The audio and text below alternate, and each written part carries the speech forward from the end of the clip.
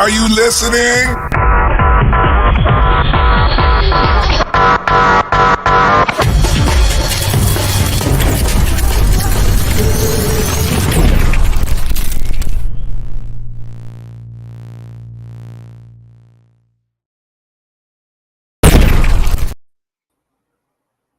Well, good morning. Good morning. Good morning. Look at you. Megafool's already quiet. He's like, I'm done talking. We were talking for a bit in the background. He's like, I'm done. I checked out. I don't have anything to say. Yeah. I'm like, why? He's like, I just talked everything. No longer for the show. No, kidding. He had to step away for a second.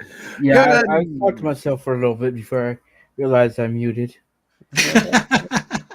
Dark Master Gaming. Hello. Welcome to Dark Master? Chat and Chill Tuesday. Yes, we're chatting and chilling. No specific topic today other than Jurassic Park is the best franchise ever. I thought the topic was how to be more like Dark Master Gaming. Yeah, it was like that, but I didn't want to get sued by Dark Master Gaming for, trying to act like someone. I'm not. That's right. You're doing pretty good today, Dark Master. How are you? Oh, man. So, I want to officially welcome you all to Super Fast Tortoise, which is proudly sponsored by Scroll Up. That's right, Dartopia. We can get sweet Magic the Gathering dice bags like this for $45 plus $5 ship, or that little one hanging off the side where Hillbilly's showing it off. Dag like it. You can get some sweet vinyl lined dice bags. Get some sweet lapel pins. You can get customized art. A lot of things on their website you can get customized if you just reach out to Darc at carnsatopia.com. Boom. That's right. Any news that's important is all the mail from the auction has been mailed off yesterday. Great. Spent about $6 a bubble mailer to ship off every single package. It was good. We had fun. The guy at the post office was really friendly, and let me take pictures of all the tracking numbers so I can share the pictures with the people who had the tracking and whatnot. He made it very easy for me, made it very helpful, and man, he was graceful with everything he was doing. He was a very good tripper because I had a lot of mail. That was 13 pieces of mail that had to be labeled. Yeah, that was a lot. Yeah. I'm glad he helped you, because some of them are just like, okay.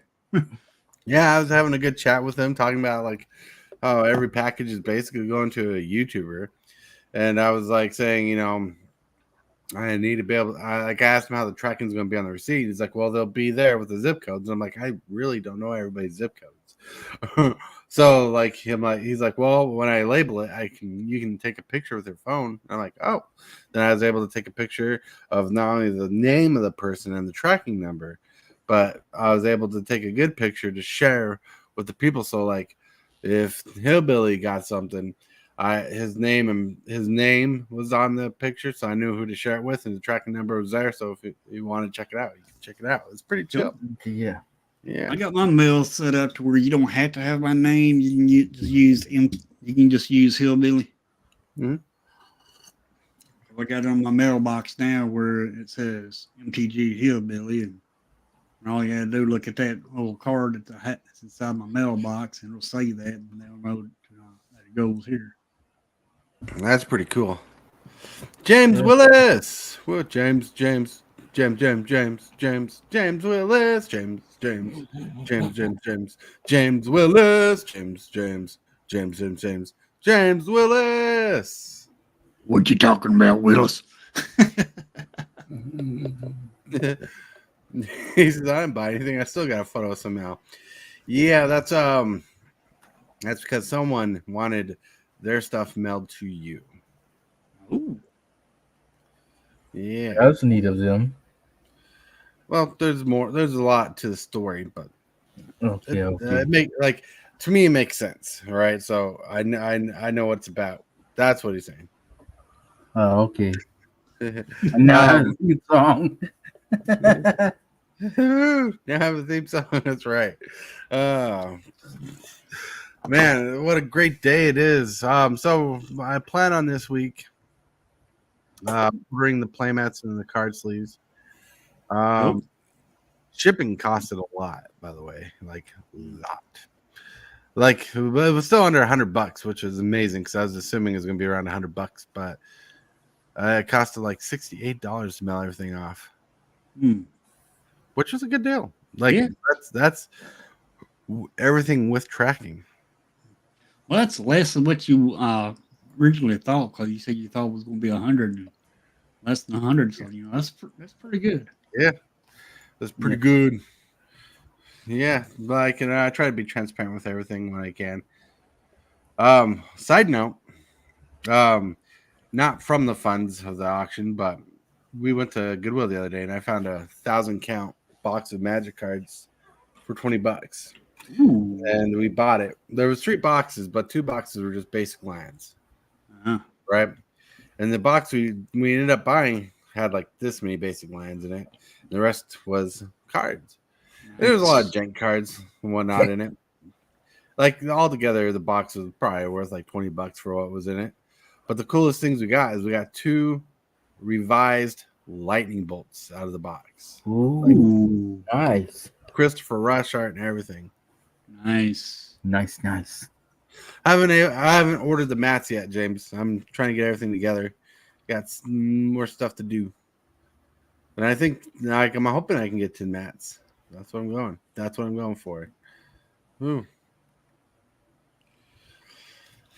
But yeah, so like there were some fun things. Like I got this 1 vampire that costs 1 mana. It's 1/1, and when it deals combat damage, you put +1 counter on it. I got 3 of this rare.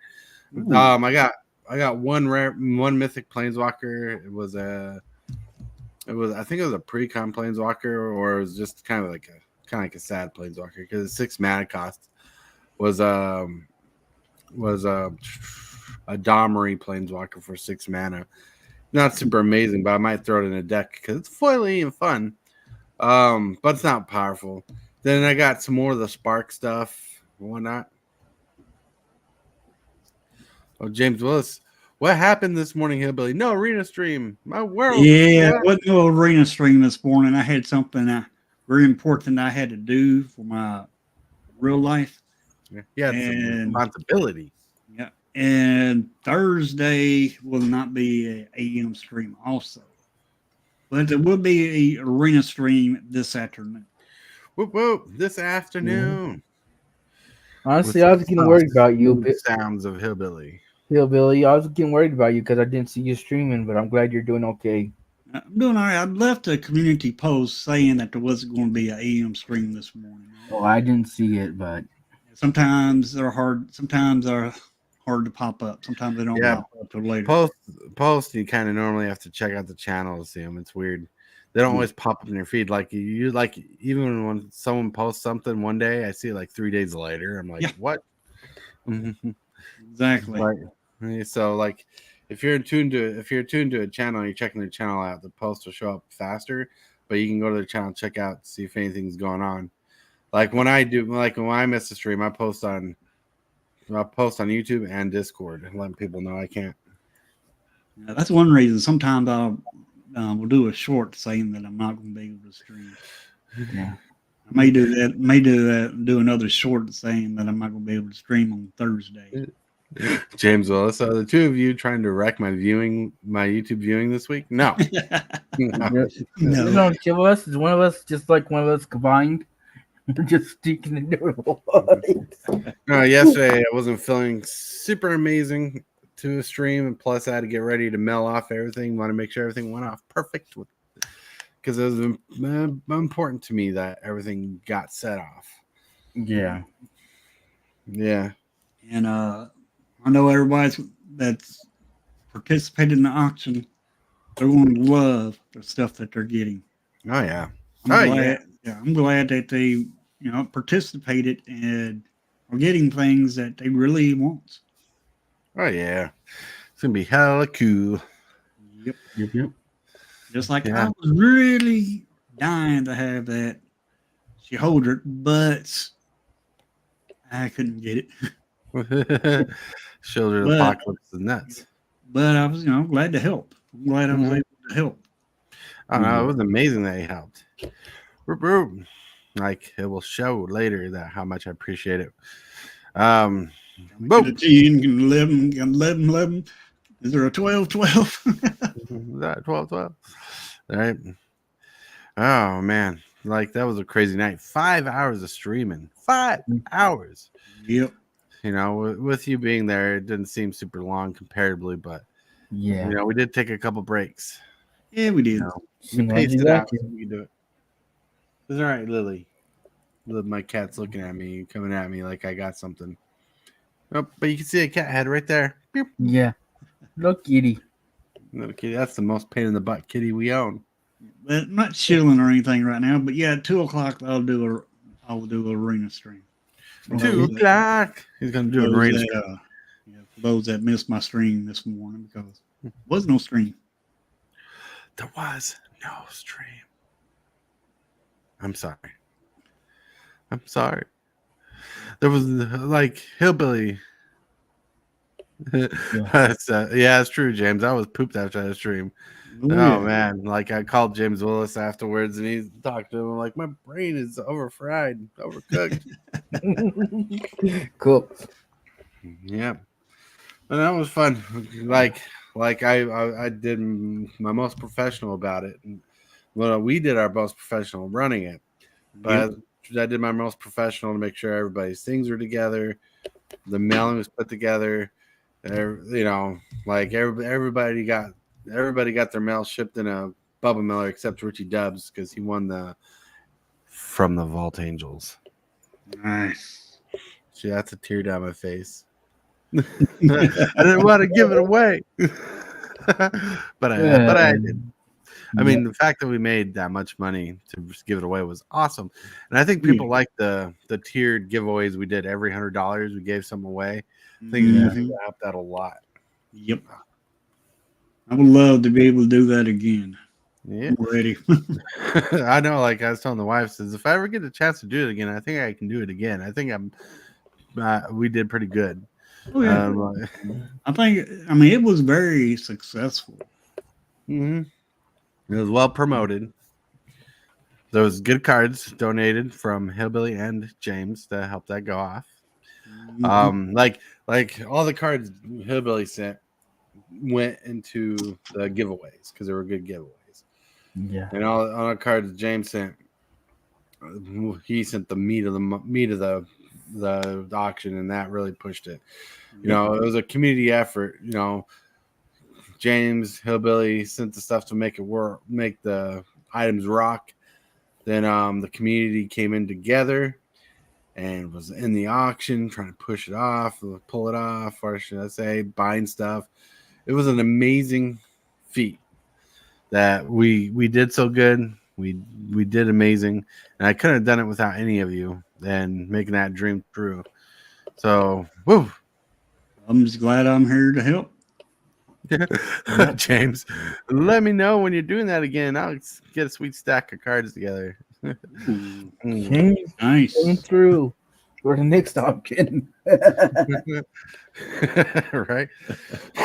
Well, if we do it again, because I talk to James a lot more often than I do anybody else on YouTube, you know, if we ever do something like that again, because James jumped on the gun faster than I was ready for it, but now I'm more prepared for it to be like, oh, we can do this. But like I'm not going to do it just to shimmy a auction kind of thing. Like there has to be a goal to meet, because like things that work for an auction is having goals to meet, having Tears. not tears Auctioneer. well, having a goal to reach. Like our goal is to reach $500, right? Right.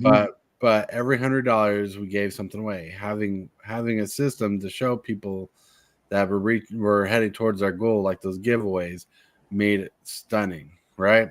But there was another name other than goals, because I don't want to say you have a goal and you have mini goals, but you have a goal and you have Milestones. Milestone. Yeah, you have milestones. Yeah, thank you. You have milestones to show that you're reaching your way to your goal. Then you have a big giveaway like we did with the from the Vault Angels. Yeah. To celebrate your reaching of the goal. And I think how everything that worked was pretty amazing because, believe it or not, the from the vault was actually one of the items given to the auction. And I was looking at all the cards and I was thinking, nah, this isn't a lot of money here.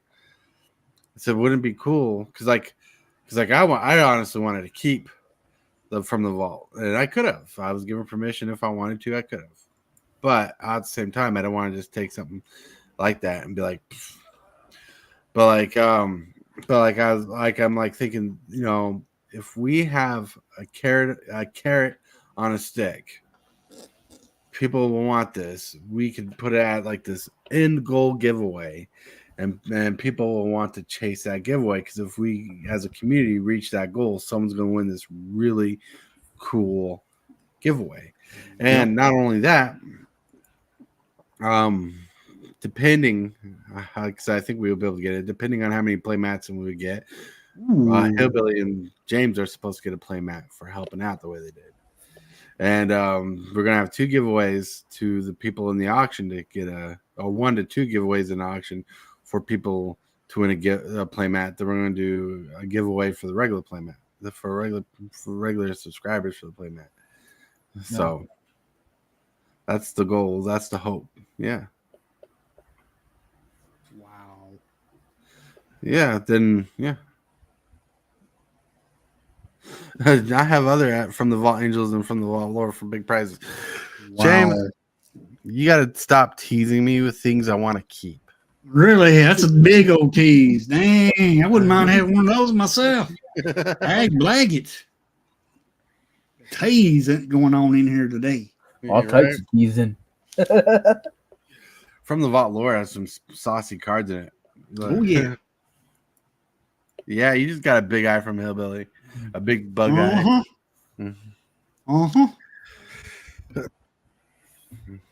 Dude, my mouth dropped a mile ago. They go like, oh, Lord, look at that. Look at that. From the vault. From the vault. Yeah, From the Vault's a really cool collection. Like, if I had it from the vault, I would somehow find a way to display the hell out of that up there. Me too. Because they're pretty. They're really cool and they're classic. Yeah, they are. Yep. I would love to have one of those for my giveaway. Yeah, dude, that would be amazing. Yeah, it would. Then I ended up having not 4 winners, but 5 winners. Yeah. Man Monk, hello. Stuff you don't want. Crimson Vow? I don't know. I don't know. Crimson Vow is all right. Crimson Vow's all right, but some people like it. Some people have their issues with it.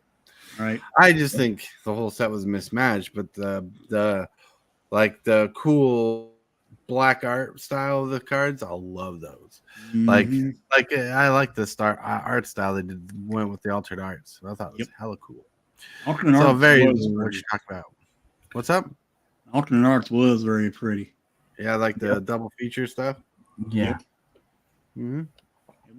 Like Knee Hook Massacre is worth money from that block. So is Haunted Hollow. Be right back. Someone rang the doorbell. All right. The past 20, 30 years of me involved with Magic has put me in a position to make these kind of gestures. Cool. Are you saying you're flipping me off behind the screen?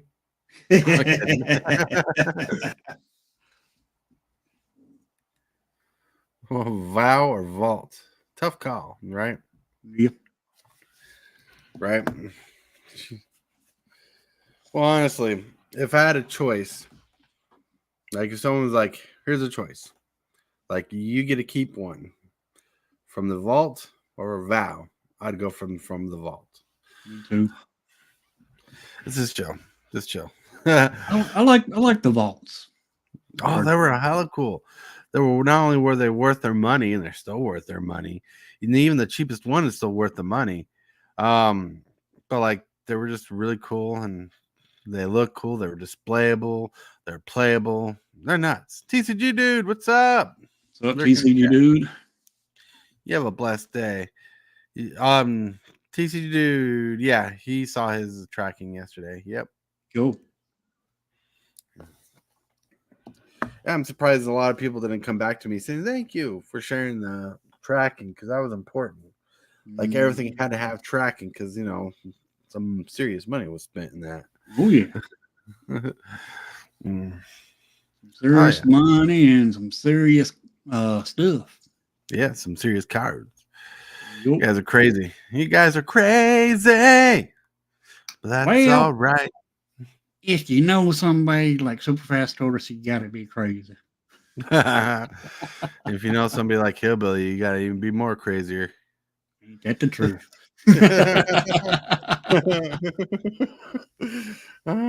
That's funny.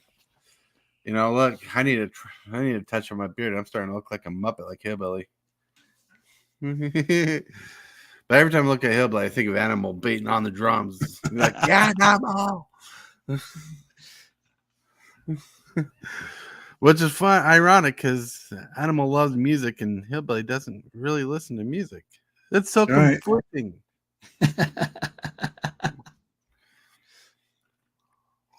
I've never been into music at all.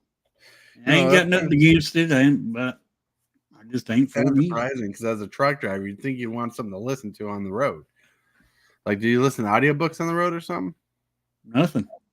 Jeez. You just made an interesting job so you seem boring. Oh, wow. Yeah, but did you guys hear a boop? Huh? Did you guys hear a boop? No. Oh, cool. That was just my end. Hello, Captain Waffles. Cool. What's up? What's up?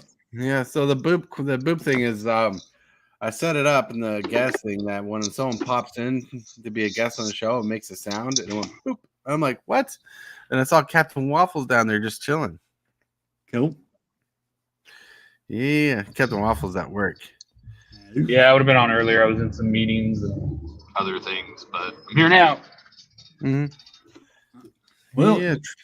The last comment that James made, truckers usually on the CV while trucking around, that is not always true. Because when you're a truck driver, you're out on that road, a lot of times there ain't nobody talking to the CV radio. Mm-hmm. But yeah, I did leave. Yeah, but I did leave my CV radio on, and I did have a little bit of static going through it, so it would make some noise. And I would listen for bear reports, such as a bear is a cop, state cop. Mm-hmm. You get your city keys, which is your city cops, right? And I would have my CV on to listen for those in case I was speeding. In case you're speeding, you're not supposed to speed. You're supposed to go to the breaker 19. Right. Yep. That's crazy. Yep. I had to use that CV for shippers because go pick up a load, you got to have that CV on. The way they're gonna let you know where to go to. Right. James, you just beat me to my next comment. I got a funny trucking story. So my mom and dad used to drive truck back in like the 70s, and what my dad would do is he would hide in the cab because they had like a sleeper cab, and my mom would get out, and all the truck drivers would like ooh and ah over her and go help her like unload her trailer and take her straps off and all that. And then when everything was finally done, then my dad would hop out, and then all the guys would get all pissed off because they're like, "Oh man, we did this for nothing." Wow. They were toying with the men. That's crazy. But it doesn't surprise me. Like my grandparents, well, kind of grandparents, weird story. But they were truck drivers. There were a couple truck driver for years. I miss going to. I've been to all 48 states. I miss driving.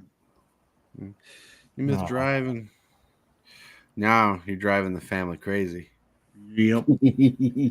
Everybody's home all the time. Yep. Not to mention the laws are a lot more strict for truck driving. Like you have digital logs now, where like back in the day, you used to be able to cheat your logs, drive as long as you could. I did Uber and Lyft for a while, and I had to drive truck drivers around because once they reach their 11-hour mark, they can't drive any type of vehicle. They have to actually stop driving for like 10 hours. Right.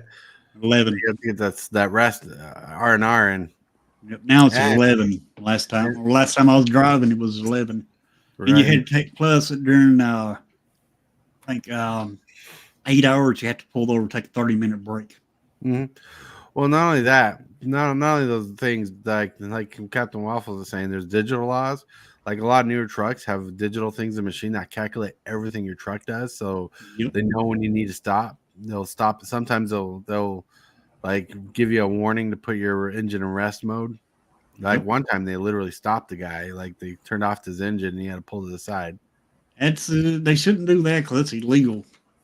It's also dangerous too. Yeah. Well, no, it's the fail-safe system they got. It wasn't. It's like they turned off like the main engine. I don't know how to explain it, but basically, they gave the guy substantial warning to pull to the side and take his brake, and they force people to take the brakes now.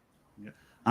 When I was driving, I would and I'd push it all the way as much as I could to get as far as I could, and we used a digital log that was called Qualcomm. Wait. And Hold on. Look, I'm TCGdude. What's up? and then anyway, I would get an alarm going off my Qualcomm to park that truck. Well, I'd have that. You have to have that truck parked before that alarm goes off. You get like certain warnings. You get like 10-minute warning, 5-minute warning. And you have to have that truck parked before you get to that last alarm. Right. Yep. So like the story about the guy I was telling you about turning off their engine. They did turn off his engine, but they got him to pull over and they turned off the engine. They couldn't turn his engine on digitally until he met his requirements of resting. Mm-hmm. I was trying to remember the story because that, to me, everything I learned is from someone who actually helps the truckers stay on the road. Right. So just curious, not to take away from this topic, but how did we get to this topic? What? Yeah, it's kind of hard to hear you, Captain Waffles. Can you hear me now? Yeah. Okay, so I'm just curious, like, how did we get on truck driving topic? Not to take away from it. Well, it's a chill day, so we're not on a topic. And okay, well, I got a topic then. What's up? So MH3, that's what I want to talk about today. All right, yeah, you can talk about this. I've watched a couple people like Rudy and Moxman, a couple others talking about it, and like Moxman saying Amazon is just a placeholder. They want to see what type of buzz they can generate, but like at a $500 box, like he was saying Canadian, it's like 700, which is ridiculous. Like we're pushing magic 30 numbers, and he's also talking about, because it makes a lot of sense, because I would do this if I was in marketing. It's like put a ridiculous price point out there and then put the actual price that you want it to be sold at later, so it makes everyone go, oh, they listened to us complaining about it being too high, and now it's actually affordable. Now I'll buy it. It's like, it's a marketing scheme, first of all. Like, don't fall for the trap. Right. Second of all, like, we haven't really seen much from it, so there's no reason for the justification price. Even if you do get 5 to 6 bench lands a box, it's not worth it. So I think realistically, we're looking at like MH2 prices when this finally settles down. But even then, I'm like, I called the Allied Fetches, which me and, half the Magic population use that. And I even said the Elementals were going to get reprinted. I didn't think they were going to be a special guest, but I mean, that's fine. It won't kill the value too much. Right. But I don't see the price being justified unless we have some smash hitters like Orcish Bowmasters and some other stuff. Well, honestly, we shouldn't see Orcish Bowmasters reprinted yet. Honestly, that's my opinion because it's just still fresh.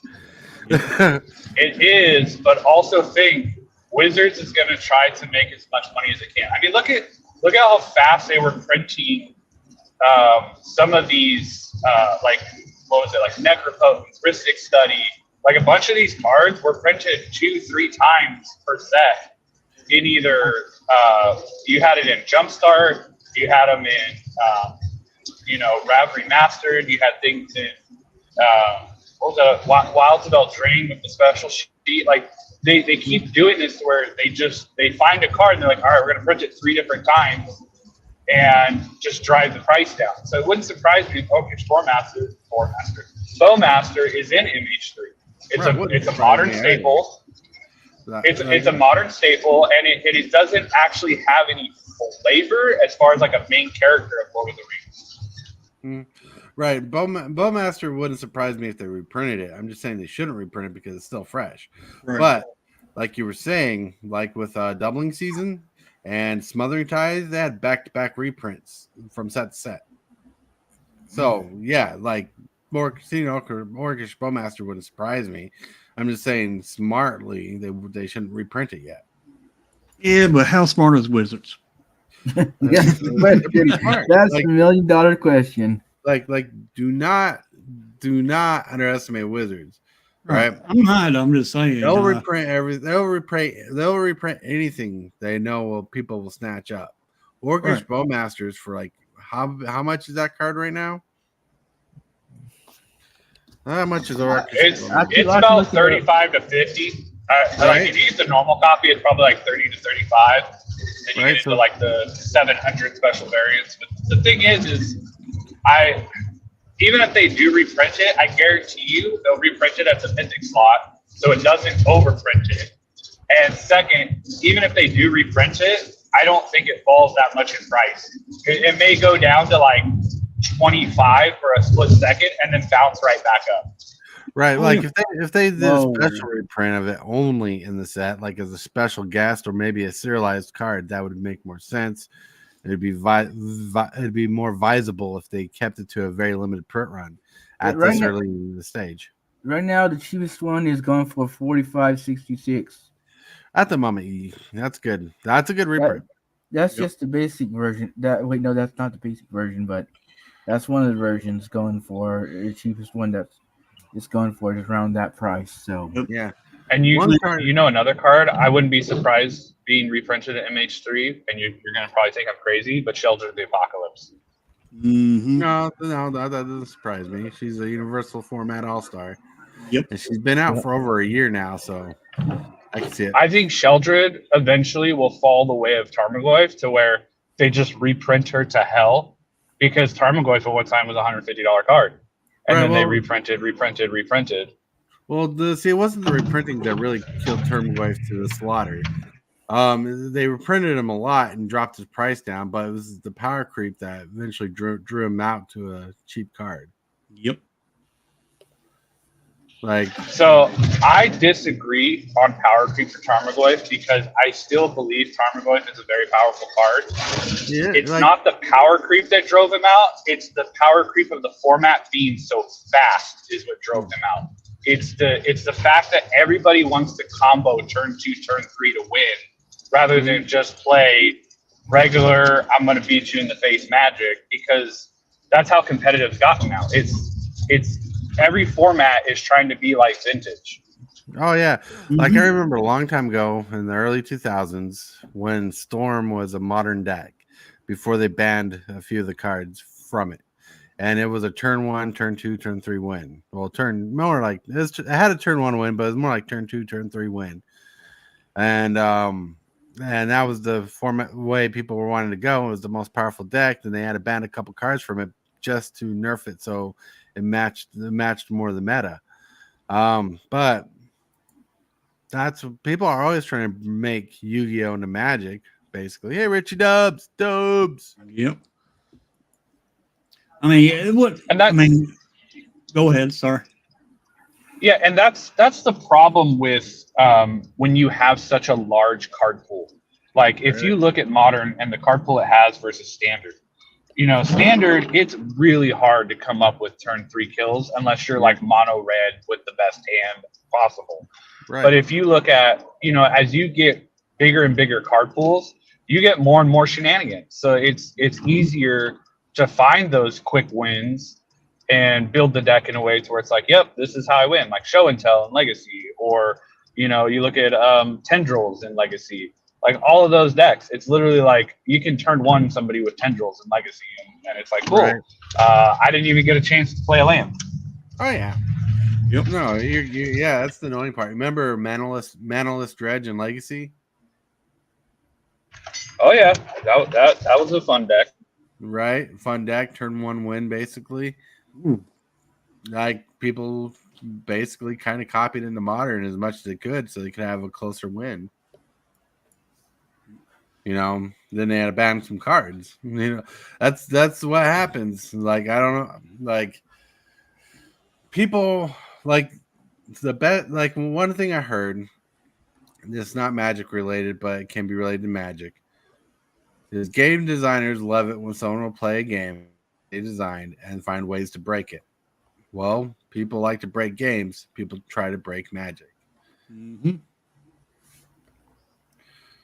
Yep, that they do. Just like take for example that new doubling card at the double game card. Mm-hmm. People's been trying to break it ever since it's been out. We just got it. Oh yeah, and people's trying their best to break that card. Mm-hmm. Well, I've seen games lock up because of that card. Right, that is very true. But now I'm gonna switch the subject a little because we started on Modern Horizons 3. One thing that I'm excited about for Modern Horizons 3 pisses me off about Modern Horizons 3 as well. Right? Makes you happy, but it makes you angry at the same time. Oh no. Yeah. It really grinds my gears. Right? So what's exciting is we're getting Eldrazi's back. We got the new Emrakul. The new Emrakul World Anew, which is amazing. But I'm excited because I want a copy of it, right? So I'm gonna have to hope it's a decent price and the singles are worth it, like a cheap enough price. But that's a card that should have been made in a standard set. Yep. Because it's following a standard format, unless we're just not going to go to Innistrad anytime soon. Because Emrakul was on Innistrad. A standard set. Yeah, it's funny. Moxman literally said the same thing. Like it's a flavor fail for MH3. Like he should have been in a standalone standard set that came out. To be fair, we've been on Innistrad 4 times, so I don't see them going back to it soon. But who knows? I mean, they'll probably try to milk Innistrad and have Innistrad remastered. I mean, who knows? Right. But Wizards are smart in their own way, not saying they're a smart thing all the time, right? Because they make stupid decisions. But they're showing cards that are making me good. Like even with Fallout, we got that what you call it? We got that, I'm trying to think that dredge mechanic. Not dredge mechanic, but Salvage, scavenger ability. This guy. Rad counters? Oh. Right. We got this guy. Wizards are finding topping off. People who are building Ravnica cubes will want to run this because it works with an ability from Ravnica, because it's an ability from Ravnica. Also, I know we missed the card of the day and stuff, but it's just chill. But the card of the day was this Bria Riptide Rogue. This card tops off a cube strategy for people who are running non-creature spells matters decks, right? Mm-hmm. Right. So Wizards knows what kind of cards to print when they print them. They know how to print a card that people want, even if it's a small card to an expensive card. Yep. I don't know how they work their sets, because not all sets are amazing, as we know. Like New Capenna, the only saving grace in that set is really the land base, right? Last time we went to Ravnica, that set was kind of a failure. Like not War of the Spark, because War of the Spark was fun, but that whole Ravnica block before was kind of a failure. When we redid Innistrad and the double feature, that set sucked. The double feature should have been a lot different. Yep. You know, there was some, but the saving grace is they had a Mihawk Massacre in that block. When it comes to knowing cards, Wizards knows cards. When it comes to sets, they know sets. When it comes to trade value and collecting, I think they're a miss. Yeah, I can agree to that.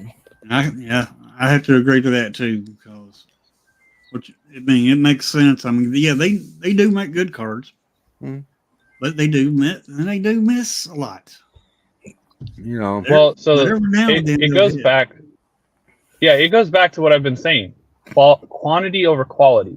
If you Right. look back at some of the older sets when they were coming out 3 times a year, you had a lot more hits in a set and a lot more cards that were viable and playable because they actually took the time to put some effort into the set. Now right? they're like, all right, how many giant spiders, hill giants, and grizzly bears can we throw in this set to fill it out? And then we'll have like 1 or 2 smash cards, and then we'll sell the box for $200 and hope Right. people buy it. Like this is the other thing that pisses me off. The commander decks for Modern Horizons. Why are there commander decks for Modern Horizon? You can't play commander in Modern. There is no reason to do this other than they want to try to cater to the commander players again. Again, I have nothing against commander players. Right. But for God's sakes, it's a modern set. Why are you putting commander decks in a modern set? It makes no sense other than they're going, let's make as much money as possible, but that's short game. The long game, this shit's going to tank so hard, nobody's going to want any of it, and then they're going to lose money, and hopefully they fire Chris Cox and Cynthia Williams because they're awful fucking people, and they need to just get rid of them because they have no idea what they're doing when it comes to their player base and retaining them. Right. I mean, if we went back to $100 boxes and the sets were fine and they came out 3 times a year, I guarantee you they would make more money than they did in the last 3 years. Yep. Right. Because like to hone in on the set releases and like set design, how back in the day they were better at it. Well, back in the day they had more time to design a set. Where nowadays Absolutely. they don't have that time. You know, they push too much product, too much sets out right now that everybody's like financially wasted in the brain, and they're trying to push out sets. And like, let me give an example. One thing I try to do for the show, right? Like I create a structure for the show, right? Right. The reason why I create a structure for the show is so I can be lazier with the show. Not to sound like I'm lazy, because every day I try to come up with a topic, except for like today, right? Well, Wizards kind of followed the same suit. They're like created a structure to design this format, but they wanted to do it so they could be lazier with it, so they can push more out of it, so less work. Even I have to push work into my thing, and I know like certain topics I cover, I have to push the work into it. It seems like Wizards doesn't. The only people who do push work in the format in the company are the people who design individual cards, and they decide which set they go in. Yep. But nowadays it's like rush. Right. Mm-hmm. Because they have a working formula, so they can be lazier with it. Instead of it being, let's print good quality, good cards, and instead of it being like that, it's rush. Right. Right. So like just to give you examples, like in the Discord link in the description below. In the Discord, I have a place where people can share pictures for picture of the day and cards for cards of the day. Well, that's so people can make my job easier. Reason why if people can share cards and pictures and make my job easier, that gives me more time to focus on the subject. You know, because one of the first things I do is make a thumbnail. But today I didn't have to do a thumbnail. Today because I had the thumbnail designed yesterday and I gave up because I had all this mail to mail off and I wasn't feeling too great. And so I got that stuff down. But like I try to prioritize things. Like if I make a subject, like I want if I can make myself more time to focus on the subject, the more quality I can make it. Wizards in the back is backwards. They prioritize laziness so they can push out more product instead of focusing on one product. Right. You know, and I think Well, Captain Waffles is right. Like if they went back to the 3 main set structure a year, like God forbid we went back to the 3 blocks a year, that'd be amazing. Yep. If they went back to that and actually focused on a story and let cards fall into modern instead of making cards specifically for modern, if they let cards fall into modern, fall into legacy, let things naturally grow again, that'd be freaking fantastic. Oh yeah. That's the See, problem. my gripe with everything Wizards does is they took everything that was working and scrapped it. So let's go back to like 2010, 2012. You had GPs, you had the Pro Tour, you had Star City Games, Invitationals, you had all these tournaments happening on the regular. Oh yeah. And it kept the formats healthy, it kept things going. People were buying and selling and trading on the regular because that's what was that was like the golden era of Magic, was like 2010 to 2014. Right. In my eyes, that's the golden era. I think Wizards needs to scrap everything they're doing, and they need to bring GPs back. They can keep the DreamHack regional qualifiers as another tournament, but I guarantee you, the top 3 formats, if they want to revive Standard, they need to take a GP at least once a month. And you have 3 formats. You have Standard, Pioneer, and Modern. And you break that up to where either you do the first third of the year is Modern tournaments, and then the second third is Pioneer, and then the last third is Standard, whatever's leading up to that Pro Tour constructed format. Right. And then, or you take it to where it's like every month it changes, it rotates, like Modern, Pioneer, Standard, Modern, Pioneer, Standard, Modern, Pioneer, Standard. And you have 1 GP a month, and you bring back that circuit. And when it starts to do well, you start to go back to the format of 20 to 40 GPs a year. Right. And that right there made so much money for the Magic economy, not just for Wizards, because people had to buy cards, sell cards, trade cards. It helped the LGSs. It helped the big LGSs like Star City, Cool Stuff, Pastime, Cascade Game, all the big guys out there. They would go to the events, you'd be selling, trading, buying, all this stuff. There was so much revenue flowing into Magic at that time because people were happy. People enjoyed these events. This MagicCon shit, like, I get it. You can keep that for the Pro Tours so that people can go and watch the professional people in action, all that, and you make this big spectacle of it. But this last one, I was watching the Magic Historians thing the other day about it, and he said it was a total dumpster fire. Like, people were getting screwed left and right. People bought the $800 VIP packages, and the staffing didn't even know what they were doing. And all this stuff going on is because, like you said, WotC is getting lazy. They don't give a shit. They just want to collect money and let everybody else figure it out. Oh yeah. Yep. Like let me turn the direction a little here. Because I want to go back on some of the stuff you're talking about and show you my visual idea of what really happened, right?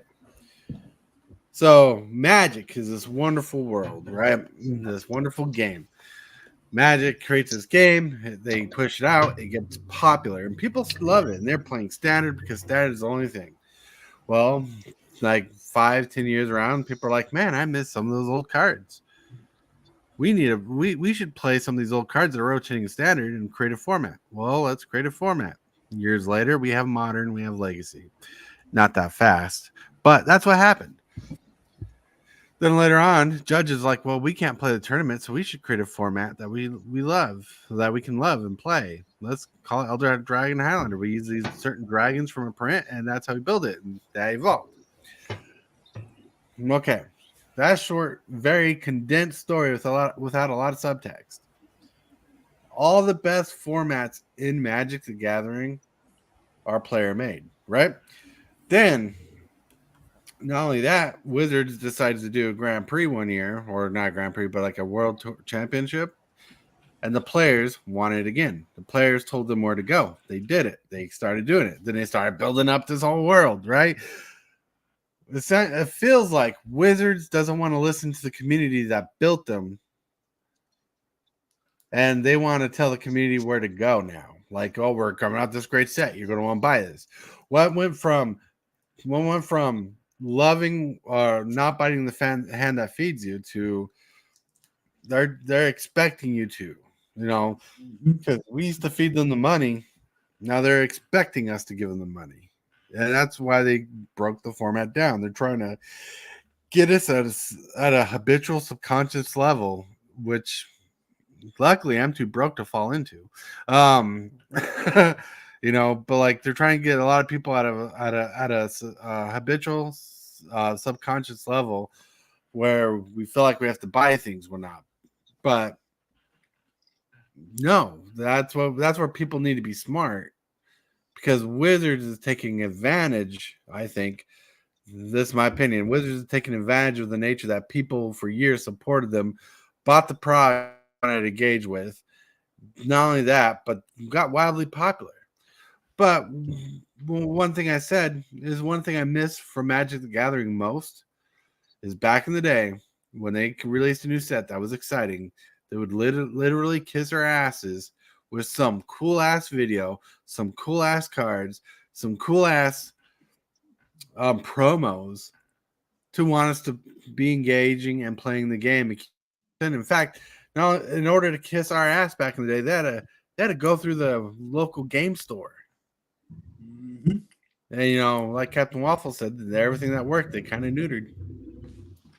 Yeah, but I think there's an in game, and it's kind of messed up. But this is what I've been kind of theorizing about ever since MTG Arena has come out. Right. I feel like there's been this quote unquote downward slide of paper on purpose. I feel like they're trying to neuter paper so bad, and they're going to come back and say, well, this is your fault. You didn't buy it. That's why we stopped doing it. And we put everything onto digital because it's just easier and cheaper for us because you rejected the paper. And I guarantee you within the next 2 to 3 years, we're going to see paper probably just disappear. And it's going to suck, but that's going to be their cop out of being like, well, you guys rejected it because we gave it to you, but you didn't want it. And it's like, no, what you tried to do was sell a shit with icing on top of it and say that it's worth $500. Right. When realistically you bombed the whole thing on purpose so that you had an excuse to make us all switch to Arena. Right. And eventually Arena is going to phase out too, because it's going to become, they're going to crap out on that. They're going to not care about their software engineers and the servers and all this other stuff because it's already bad. Right. And it's going to get worse. I can see bits of that on Spell Table. Like Spell Table's been messing up a bit lately. Wizards own Spell Table. Yep. But you give them an inch, they take a mile. Mm-hmm. So, it seems. All right, let's see. Richie Duff says there's a trend away from physical in many areas and related to Magic too. Video games, movies, and music. That's right. That is very true, because I haven't watched a video, but I saw a clip saying music videos don't work like they used to, and there's it's honestly the trend is changing. And let's get into that trend, because Tortoise actually knows a little bit about this. So, because I watched a nifty channel called Game Theorist and a couple other channels that have covered this topic, media is changing because media is no longer the same. Why? Because let's go back 50 some odd years, right? Maybe 30 years, 40 years. Well, about 40 years, because YouTube came out about 30 years ago now. Ish, a little less. But back in the day, we had TV. We had television. We had regular TV and we had cable. And billions of people would watch nearly the same thing every night. Like a lot of people would tune into Fox. A lot of people would tune into CBS. A lot of people would tune into ABC and watch their main shows. And at work, they'd go to their shows and they'd be able to talk about the shows with friends. Did you see that new episode of MASH or whatever? I'm just throwing a name out that's not really related to the years. They're like, did you watch a new episode of MASH? And they're like, hell yeah, that was a great episode, right? And it's talk and communicate. Well, lo and behold, the internet comes out, internet starts sparking. Then then YouTube comes out and people experience YouTube. People don't know YouTube. They liked it for the content people started creating. People like it became like the TikTok of its time with weird, stupid videos, and the rules had to be created surrounded by it. And then it kept on growing because people learned they could make money off YouTube instead of actually doing hard work. And they started building up, and a lot of people started customizing the view options, and later on TikTok and if you remember Vine came out, that was basically TikTok but a different format. Vine came out and people would make their whatever the word for multiple videos in one. You know, people would start doing that. But what happened later on is like we've gone to this thing where not only are content creators, but even my wife has a set of videos she watches that are completely different from like the Magic the Gathering and YouTube topics I watch, that we've all customized our likes because the algorithm pushes for stuff that we might like. Like you won't believe the amount of Linkin Park stuff that comes my way because I love Linkin Park, you know, and you know, I get all these music video things that like saying, watch this story about the past of this band, you know. Well, Captain Waffles is the same way. Not saying he gets the same recommendations, but everything he watches recommends him things based off things he likes to watch. Same with Hillbilly and Meaningful. We are so separated from what we used to be that if Captain Waffles worked an office job, he'd go into work and ask someone if he watched Super Fast Tortoise, and someone would be like, "Who in the fuck is Super Fast Tortoise? Why are you talking to me about that?" Right? Sorry, Hillbilly, your ears. But you know.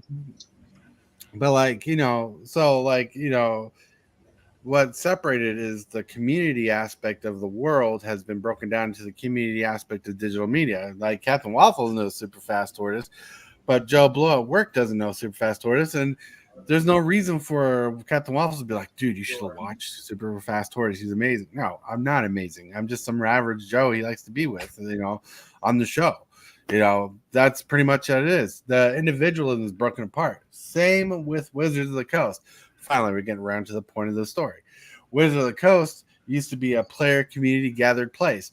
LGS is rocked because people would commune. People would talk. People would play. People would chat. Conventions and GPs and all the pro tours would gather people together, push them into a localized thing, right? So it's become an individual's aspect.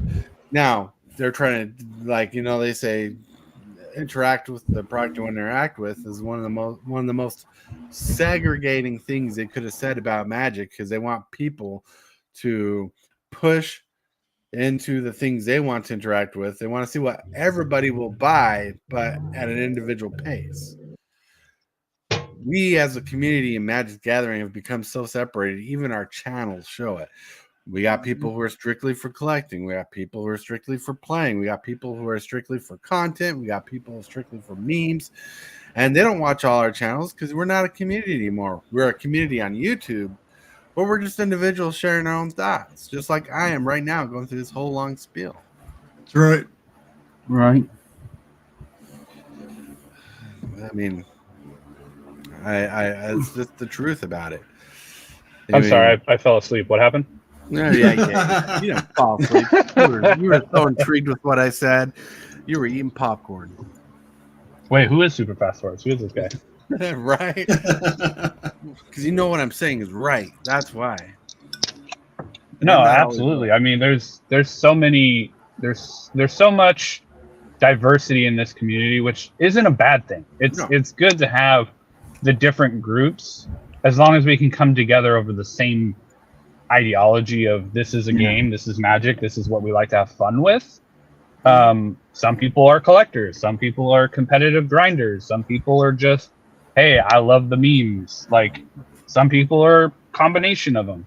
It's all about really just looking at the core of what you like to do and what's fun for you.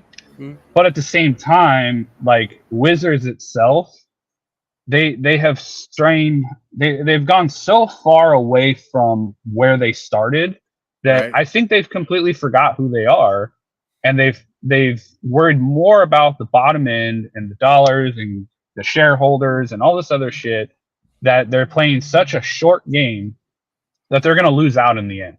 Right. And like I've always said, Magic, the only thing that can kill it is Magic, because the people at the top in the ivory tower are looking down at us peasants and going, haha, you're going to feed us money no matter what. When, 20 years ago, it was the other way around, where it was like, hey, what can we do for you? How can we make this better for you? What can we do to grow the community? And I think they've grown so fast and so large, and they've gotten so fat and greedy off of it that they just don't care anymore. Well, And so it's going to take a rude awakening of the player base just going, yeah, we're not taking this shit no more. And maybe they'll turn around. Maybe they won't. I don't know. Well, let me give an example that proves my point. Tortoise never gets to do this really because his points are usually opinion based. But proof that Wizards has segregated the players. Remember when we had draft boxes and that was all that really mattered to sell? Well, they found out there's people who spent more money on cards. So they created collector boxes that are worth more money. They segregated the common player who can barely afford the product to the people who can spend more money because you get interesting things. What? There's people who can't spend enough money on a collector box but want to spend more money than a draft box. Let's create a set pack. It's like the in-between product. Whoop whoop. So they got draft boxes, set packs, and collector boxes. Now they got rid of the booster box, and they got rid of the set pack box. Now we got play boosters, which cost more in general, but less than the collector box. So now we got rid of the cheap player. Now we got these other two players, these other two people who are willing to pay a little bit more. Then now we got Modern Horizons 3 that people are testing. Now the Modern Horizons 3 could be distributors messing around with us how much the price is, right? Like you were talking about earlier. But if Wizards really charging X amount to make them push that much into it, who are they neglecting? They're neglecting the people who built the game. Magic was enticing as a game back in the day when I got in because it was cheap to get into. Wizards is literally severing the roots off of the new players before they can start. If the product's going to be so expensive, right? Like if the product's going to be so expensive, it's going to be less enticing to get in the game to want to play. Arena, no, not everybody's going to want to install Arena to try out Magic and get in the game and pay that price for it. Arena is not that addicting. Not everybody's going to want to spend all that money. In fact, I think it's ridiculous. And it's not cheap either. Right. I'm surprised people want to spend money on Arena either. That's my own forte on it because it's non-fungible cards that you can really collect and keep, use, distribute. No, you can't dust cards off Arena, right? That pisses me off a lot. I got stuck with a lot of cards. So instead of giving you a dusting system, let's create Arena's version of Legacy. Ooh, wow, timeless. Bullshit. But like, don't get me wrong, I like Arena just fine, but it's not my favorite format. Wizards has come to a point where they're trying to cut off the new player base. And I don't think they even understand that they're doing it because not everybody who wants to get in a hobby is going to want to drop that money. It's not like Warhammer where someone has to sit you down, talk to you for like 5 hours about Warhammer, letting you know it's expensive and hey, you're going to want to get in this game. No, like the sad thing about it is like my wife spent a lot of money on a deck one time and she wrecked with it. Like she was awesome on Standard. She says she loves Standard, but really when she plays Standard is now more modern. She loves constructed decks more than Commander decks, like 60 cards constructed. But she got tired of Commander because she hates the individual cards, right? She hates having to remember individual cards, trying to remember the synergies. But like what it comes down to is Wizards saying, screw that. We're going to go on this tough, like EDH is kind of tough to get into. And we talk to people are going to say it's expensive to get into, right? But the worst part is the product line is getting too expensive for new people to want to jump in. Like I remember when packs were like $3 a pack. That was enticing. $3 gets me 50 cards. Nope. $20 a pack. Who wants to spend $20 on a game that they're not going to get into? $20 I know is considered cheap nowadays for how much people are making wage wise, but $20 is still expensive. You know, like that's 1 hour's worth of work for some people. Yep. Yeah, I mean, to go back to the whole new player thing, I mean, we used to have core sets. In my opinion, that was like your specialty remastered set, Right. if you want to call it that, because there was reprints and hardly any new cards in the core sets and things like that. But core sets were designed for the newer players to get the cards at a cheaper price so that they could be introduced into standard and be able to play. And there's just so many things that they've neutered. And when I said quality over quantity, I didn't mean print less boxes and charge more. I meant make less sets and put better stuff into them. Like, it's just one of these things that Wizards, ever since Magic 30, it has definitely been a tug of war between Wizards and the player base. How much are they willing to spend? How far can we push the envelope? How far is too far before we get so rejected that we have to cave to the player base? And I feel like that's what Wizards is doing. They're literally poking and prodding to see where the line is, and they've already crossed the line. They just haven't realized it. Well, no, they've crossed the line as soon as they did Secret Layers. Now, I don't hate Secret Layers because I've got a couple throughout the years, like 2 Secret Layers, but they crossed the line when they decided to skip the LGS. Yep. I think Secret Layers are fine, but don't print 100 of them a year. Do the same thing. Where I think the most they should give out in a year is 12, 1 per month. Right. And see what makes From the Vaults cool back in the day is they went through the local game store, not through Wizards' own distribution system. They made From the Vaults, they shipped them out, and they made the money they did. Yep. I wish they'd go back to just blocks. Well, see, we have blocks, but they're not always blocks. See, sometimes they can do one set, and other times they can do a set back to back. That's the same block. They're like, we're going to give up on making a structured block, and we're just going to throw you blocks whenever we want. So we're not getting rid of the block system. You're just probably not going to see it as much as possible.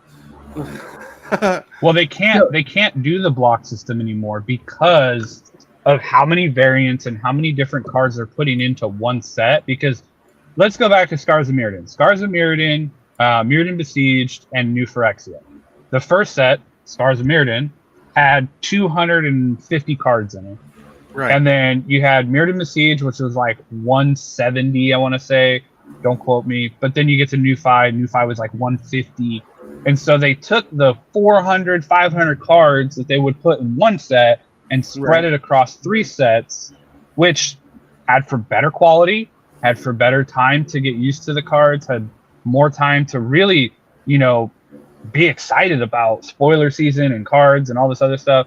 Right. Now they're just like cramming that all into one. And if you really think about it, they're bringing out 3 years worth of sets in 1 year now versus spreading that shit out and actually creating a storyline, creating a narrative, creating some kind of excitement over what the actual cards mean, rather than just like, oh, it's a piece of cardboard that it kills your stuff and we keep playing the game and that's it. One thing that I used to be able to do because the sets were designed so well back in the day is I used to be able to follow the storyline and connect with characters and be like, oh, this character is a good character, Now, like, there are people who cosplay characters now, but really, like, they have to dig to find any story with it to do good. They have to find the right websites to read them. But people don't get to connect them, so they look at people that are characters from the game, and they're like, I like the way they look. I'm going to follow that character because I resemble that character in some fashion, and I like what they're doing with them in this story at the moment. But I don't know this character very well. People can't connect very well anymore because it's become a very disconnected thing. And the most people who can connect to the story are the people who are rolling with more money than other people. Yep. And it's like it's become more of a money grub than it has become a game. it's like Magic's always been pay to win in its own way, because you got to buy the cards to play the game, so that's kind of pay to win. Now it's literally you have to fork over the money to get the cards you want to be competitive. You're not just net decking. Everybody's net decking. And that's not the problem. The problem is when everybody's buying the same cards, the demand for the value goes up. And, well, like look at this last Pro Tour.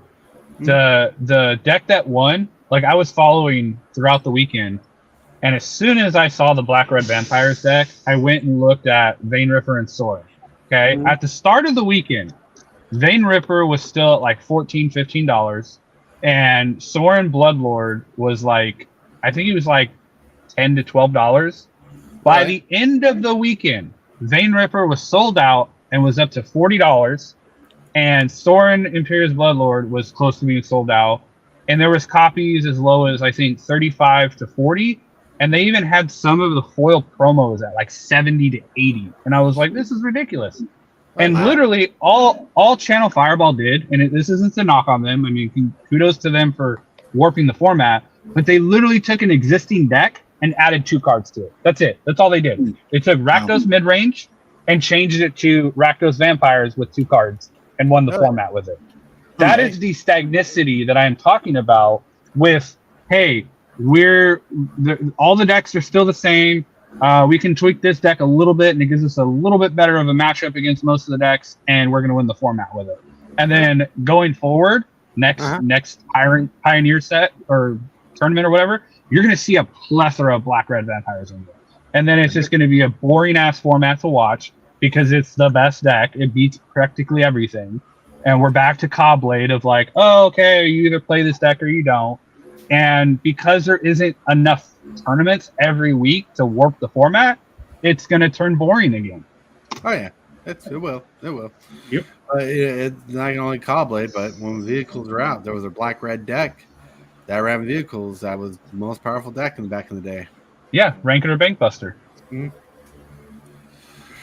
All right, everybody. We have reached over an hour, which is fine because we didn't stream yesterday, so we had some time to kill. But I got stuff to do today, and I want to thank everybody for jumping on and having a heated discussion. It was awesome. I want to thank you, Billy, for showing up. Anytime. Moving full that way. Yep. And Captain Waffles, thank you for being awesome. Yeah, well, it was fun. It was a fun conversation. Now I'm getting down to... The deck of the day is brought to you by Redcubleather. High-quality leather deck boxes and merchandise. Customizable options are available. The link is in the description box below. Shockwave! What is your command, Megatron? Subscribe for Magic the Gathering and other content for evil fun. Fear not, Megatron. Cyber